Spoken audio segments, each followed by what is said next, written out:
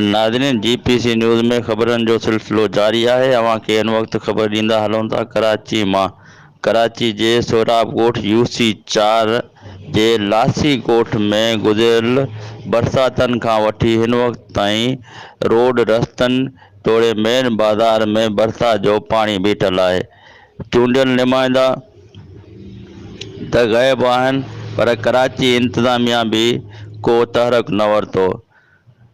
बाज़ार में ख़रीदारी लाइ ईंदड़ लेडीज़ ॿार तोड़े ॿुढड़नि खे मुश्किलातुनि सां मुंहुं ॾियणो पइजी रहियो आहे। इन हवाले सां ॾिसूं था मीर अलीगोर बलोच जी हीअ रिपोर्ट।